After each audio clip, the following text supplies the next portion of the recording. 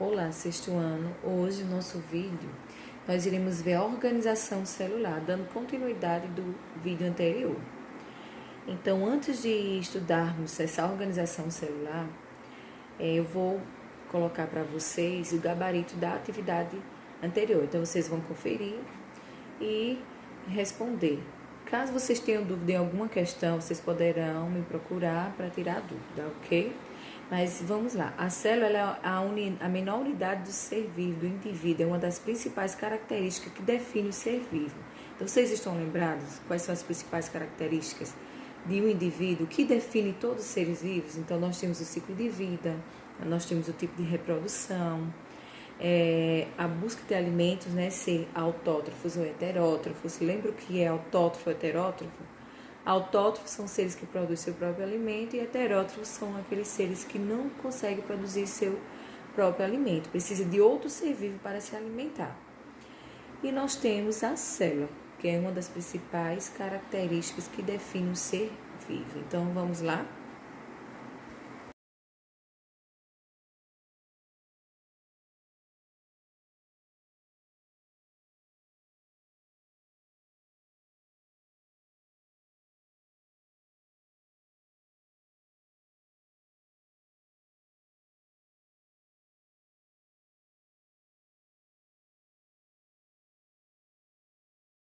No vídeo de hoje, nós iremos estudar sobre a célula.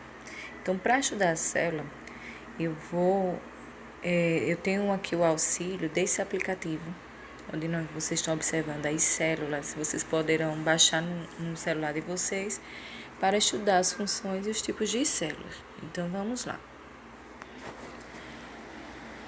A célula está entre as características que os seres vivos podem apresentar, e eles são consideradas unidades estruturais e funcionais dos seres vivos. Então, vejam aí do lado, nós temos aí um pequeno texto, e no lado direito, nós temos aqui alguns tipos de célula. Existem seres que são formados por uma única célula só, que são os seres unicelulares, como as bactérias e os protozoários. Esses seres unicelulares, eles geralmente não possuem núcleo. Então, eles são chamados de seres procarióticos. São seres procarióticos, não possuem núcleo. Então, o seu DNA ele está disperso no citoplasma, não possui membrana que o delimitam. Por isso, são chamados procarióticos. Esses procarióticos são os seres primitivos, né, como as bactérias, como eu havia falado a vocês. Então, os principais organelas que existem nesse tipo de células são apenas o complexo de Golgi, retículo endoplasmático, e esse tipo celular é encontrado nas bactérias, como eu havia falado a vocês. Então, vamos observar aqui a imagem de uma dessas células. Então, vejam. Aqui é a célula procariótica, a célula de uma bactéria. Então, ela possui algumas organelas. O que são organelas? Organelas são essas estruturas que ficam no meio da célula.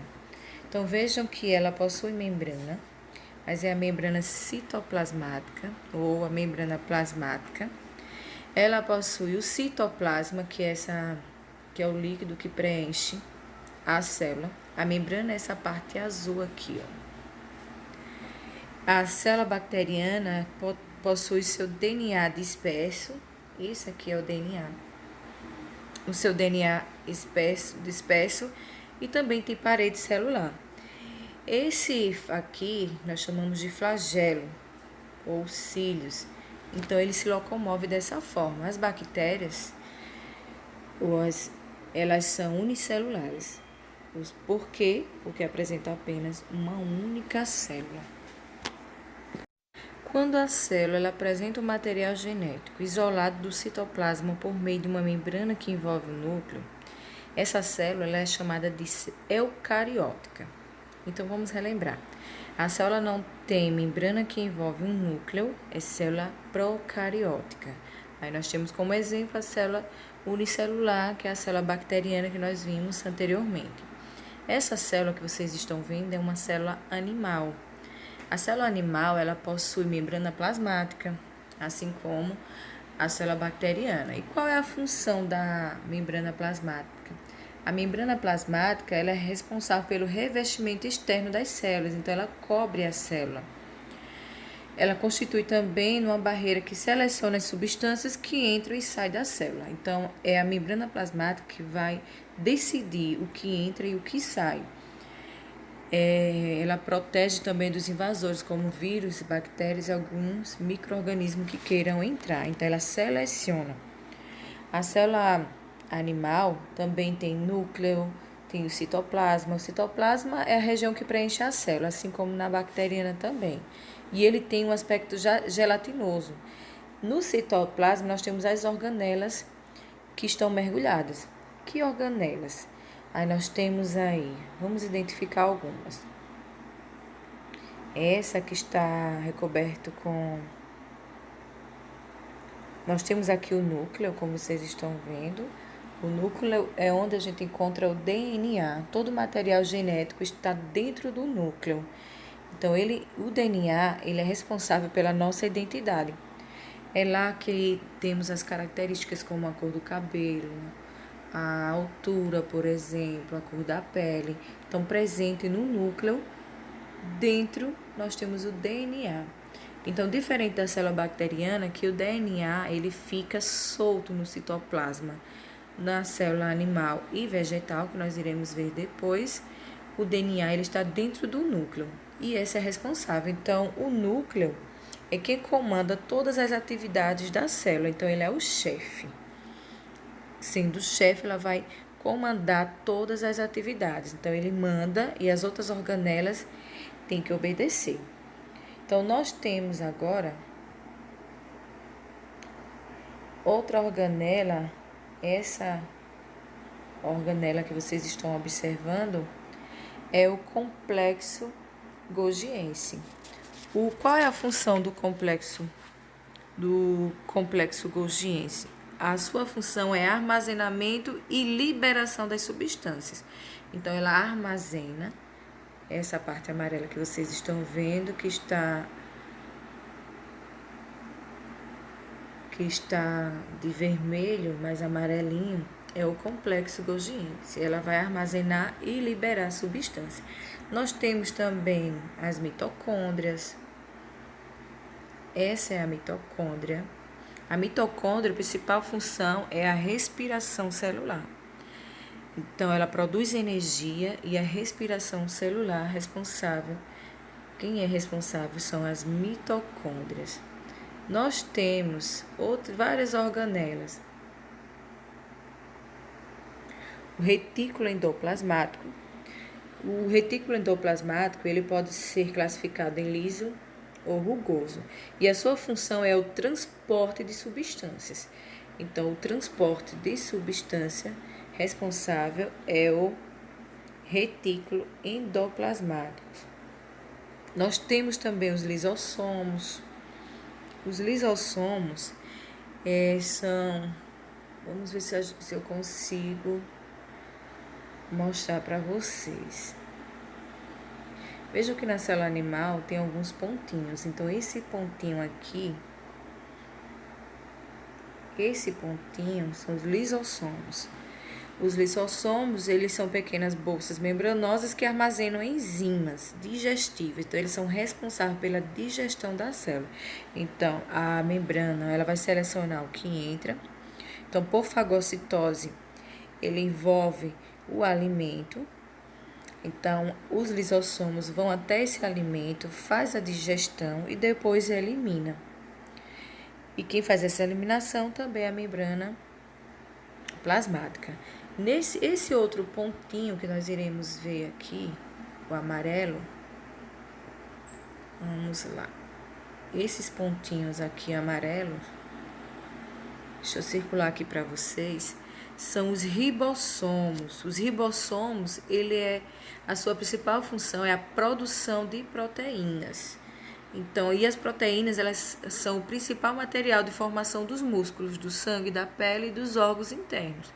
Esses nutrientes, eles são necessários para o reparo dos tecidos do corpo para formar hormônios e anticorpos.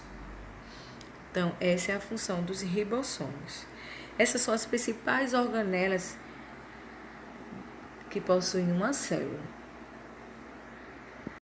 Essa é uma célula vegetal. E o que diferencia a célula vegetal da célula animal? A célula vegetal, ela possui todas as organelas que temos na célula animal. Mas a célula vegetal possui 3 estruturas que não tem no animal. Então, a única diferença entre elas é que na célula vegetal possui vacúolos, possui parede celular e possui cloroplastos. O vacúolo, que é essa organela que está aí delimitada na cor amarela, no contorno amarelo, ele é responsável pela osmose.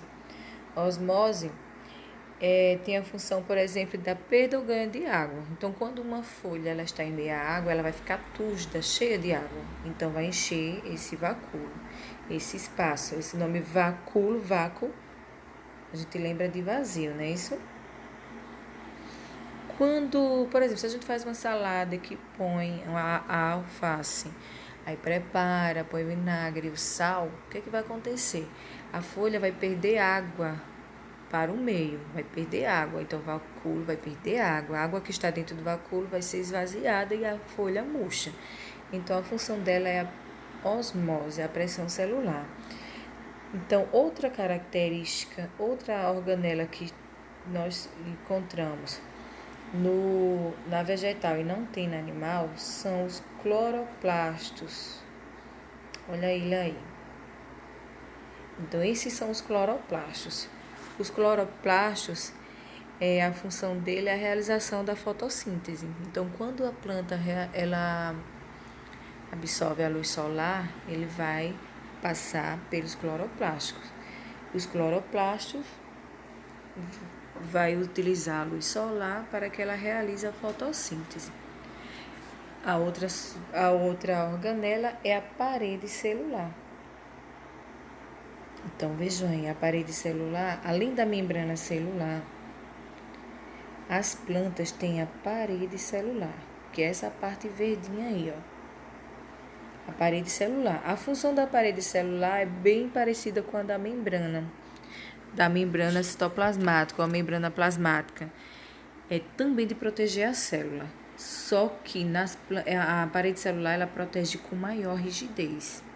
Então, tem uma rigidez, vamos dizer que seja uma parede mesmo, ela é mais forte. Então, a membrana plasmática, ela também protege a célula, a parede também tem essa função. Então, essas são as principais células e as diferenças entre elas. Então, isso é possível, isso só foi possível entender graças ao surgimento do microscópio. Então, com o microscópio foi possível observar essas células com mais detalhes, todas as suas organelas e estudar suas funções respectivamente. Então, as células, elas são essenciais para a vida e sim, não existe aquele indivíduo que não existe célula, não há vida. É a menor unidade de um indivíduo vivo.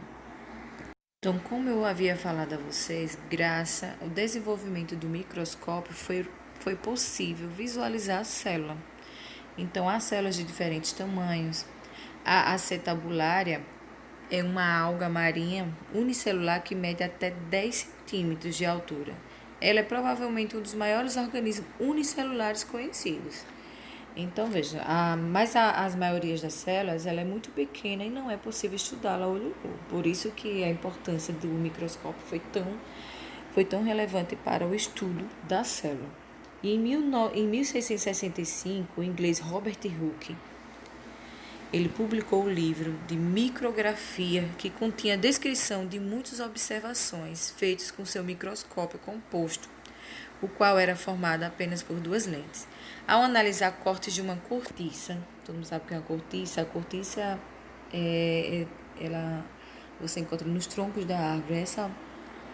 Essa imagem parece um tecido. A gente observa principalmente em pé de coco, por exemplo, que tem aquela partezinha no tronco que parece um tecido, isso é uma cortiça. Então, ao observar os cortes da cortiça, ele observou uma estrutura com pequenas cavidades semelhantes a favos de mel. Então, vejam, esses buraquinhos parecem aos favos de mel. as quais ele denominou de poros ou pequenas células, ou seja, células.